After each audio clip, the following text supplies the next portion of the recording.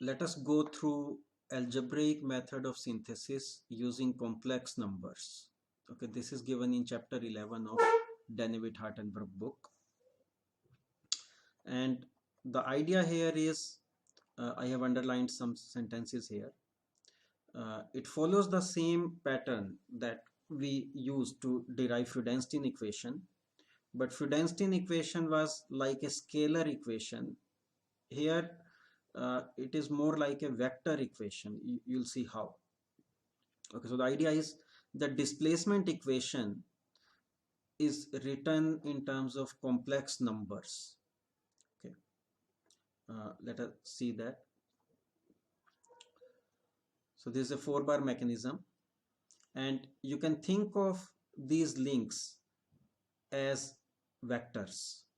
Okay, so a1, this is a vector going this way, a2 is vector from here to here. Okay, then a3, that is another vector, and a4 another vector. So it becomes a closed polygon. Okay, and all these vectors a1, those can be written in complex terms. Let us see if that is written. Yeah, you'll see here.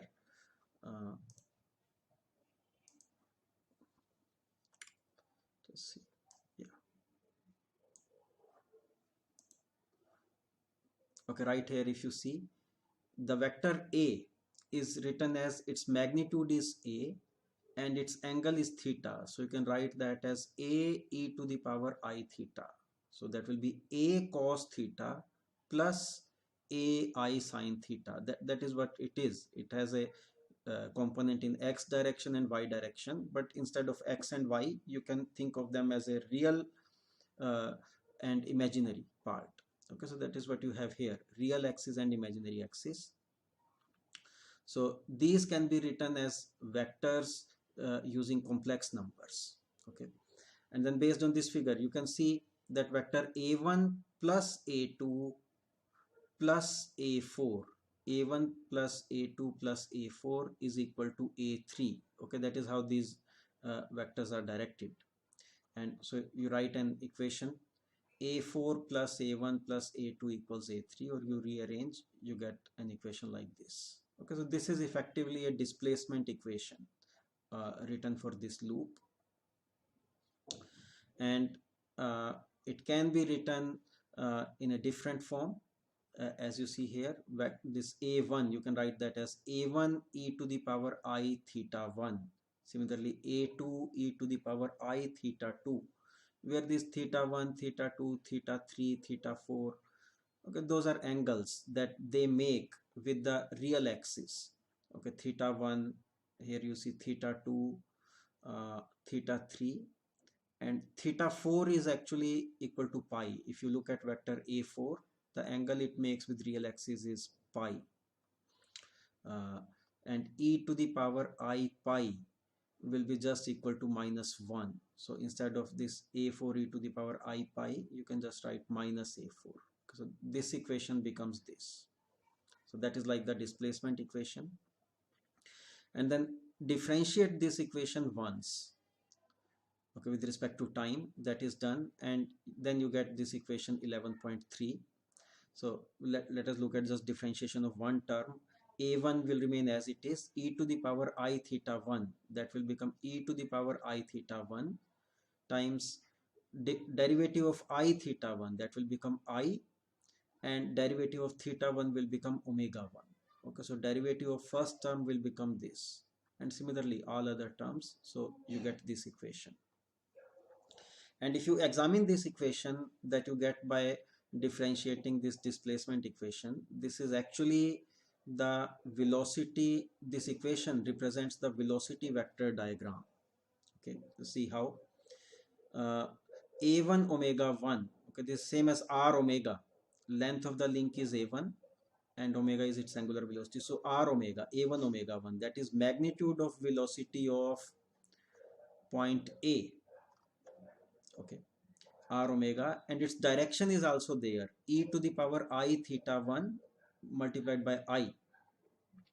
So e to the power I theta, that direction is this direction from O to A, this direction, if you multiply by I, it will lead to an increment of 90 degree in angle. So direction will become this.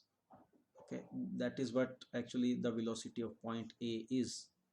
So this represents velocity of A. And similarly, this second term represents velocity of B with respect to A. And this third one is velocity of B. Okay, so this represents the velocity vector diagram, actually, this equation. And now differentiate this equation once more, and guess what you will get? That will represent the acceleration vector diagram. Okay, so you differentiate this once, and you can do that very simple differentiation corresponding to each term. Here you are going to end up with two terms. Okay, so you get this equation, and it represents acceleration vector diagram.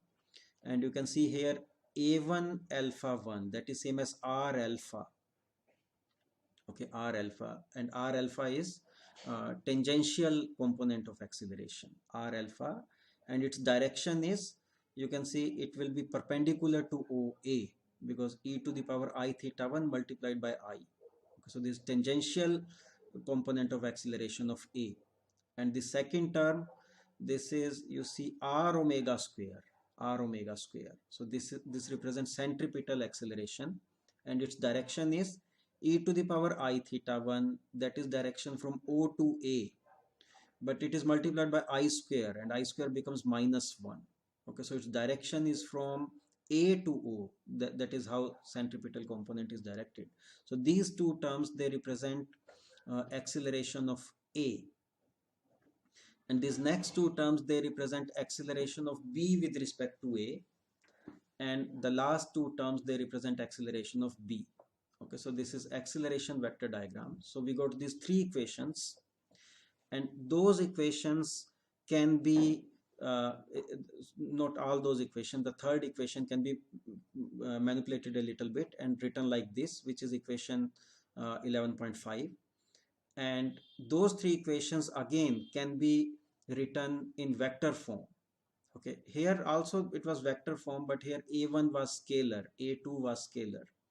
But now you get equation 11.6, where a1, a2, a3, a4, all these are vectors. Okay, so now you can see here there are three equations here, and actually you have four unknown, a1, a2, a3, and a4. Okay, but you can rearrange those equations in terms of three these unknown a1, a2, a3, and taking a4 on the right hand side, and then any value of a4 can be assumed. Okay, and you can solve for a1, a2, a3, and the solution for a1, a2, a3 is obtained by using the same Cramer rule. So you can see a1, a2, a3, this is based on Cramer rule, so I'm not going to get into this. So you get this, and now it is convenient to take a4 equal to d. Okay, a4 equal to d, because then they just cancel out and you directly get the value of a1, a2, and a3. Okay, that is what is proposed here. Okay, note d, take it minus d, you get a4 equals minus d. Then advantage is you don't have to solve for this d, it just goes out of the picture, and you directly get a1, a2, and a3 based on these. And to get a4, we can use this equation, the first equation in 11.7. If you have a1, a2, and a3, you can get a4 from this. Okay, so you got all these vectors, and that's how the synthesis is done. Okay, and one point to note is, here I have underlined, in general the fixed link, in this case a4, will not come out horizontal, even though the basic sketch placed it that way. Okay, we have placed a4 as horizontal, but from equation 11.11, a4 will not come out horizontal, it will have some imaginary component.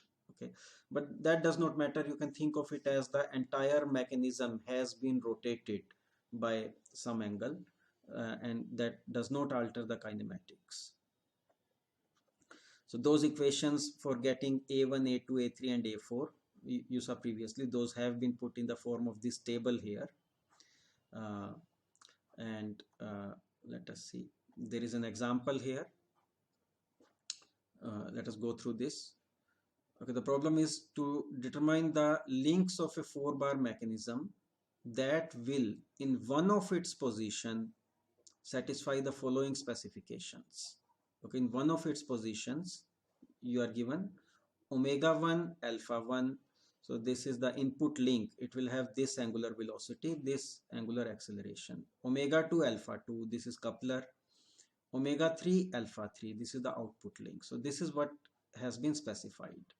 Okay, so you just use the final results which are in this table based on the values of this omega and alpha, and you get A1, A2, A3 and A4. Okay, that is what has been done here. You get A1, A2, A3, A4 in vector form in terms of complex number, and you can get their magnitude, okay, which will be the length of the links. And see, when you are doing problem in this way, you are not only getting the length of the links, but you are also getting the orientation, because these A1, A2, A3, A4, those are vectors. And then finally, based on this, in another figure on the next page, the mechanism has been drawn. Okay, so this is what you get: A1 vector like this, A2 in this way, A3, A4. Okay, and the mechanism based on these vectors is like this. A1, see, mechanism was like this: A4 plus A1 plus A2 equals minus A3. Okay, that is how we had conceived it. And A4 is the fixed link.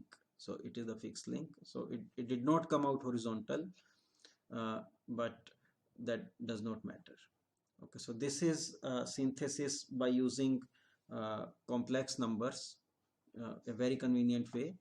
And the method here was explained for this particular situation, when for all three links you are given angular velocity and angular acceleration.